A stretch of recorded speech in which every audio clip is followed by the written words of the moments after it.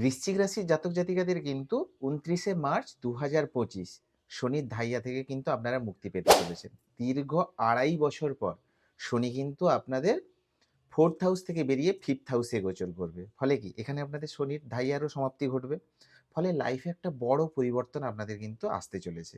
বিশেষ করে যারা ল্যান্ড বা প্রপার্টি রিলেটেড সমস্যা ফেস করছিলেন, বা ধরুন যারা এইসব রিলেটেড ফিল্ডে কাজ করে, ল্যান্ড, প্রপার্টি বা ফ্ল্যাট, প্লট এইসব রিলেটেড ফিল্ডে কাজ করেন, তাদের লাইফে কিন্তু বড় পরিবর্তন আসতে চলেছে। এই সমস্যা থেকে কিন্তু আপনারা মুক্তি পেতে চলেছেন। এছাড়া বিশেষ করে যারা কোনো কিছু কেনার কথা ভাবছিলেন, কিন্তু কোনোভাবেই সেটা কিনতে পারছিলেন না। কোনো না কোনোভাবে সেটা স্ট্যাগ হয়ে যাচ্ছিল।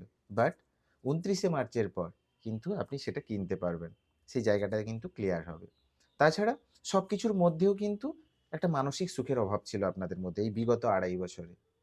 সেই জায়গাটা থেকেও কিন্তু আপনারা মুক্তি পাবেন। তাছাড়া যারা মায়ের হেলথ নিয়ে খুবই চিন্তায় ছিলেন, বা মার আপনাকে নিয়ে চিন্তা ছিল, বা মায়ের বিষয়ে আপনার চিন্তা হতো, সেখান থেকেও কিন্তু মুক্তি পেতে চলেছে, বিশেষ করে ২৯শে মার্চ ২০২৫ এর পর থেকে। এছাড়া ২৯শে মার্চের পর শনি যখন আপনাদের 5th হাউসে আসবে, তখন কি লাইফে হ্যাপিনেস আসবে, তেমনই কিন্তু ফ্যামিলি প্ল্যানিং করার জন্য কিন্তু আদর্শ সময়। এই সময় ফ্যামিলি প্ল্যানিং আপনারা করতে পারেন। সেখানে কি নলেজের জন্য ভালো, এডুকেশনের জন্য ভালো সময়।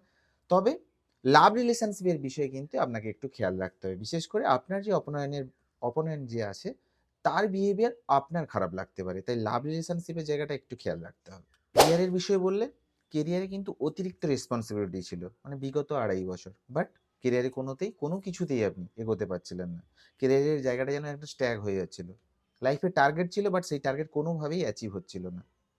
কেরিয়ার যেন একটা স্ট্যাকিং পজিশন হয়ে যাচ্ছিল। কিছুতেই গ্রোথ হচ্ছিল না। বাট আপনি ২৯শে মার্চের পর কিন্তু এই সমস্ত বিষয়ে বড় বদলাভ লক্ষ্য করবেন।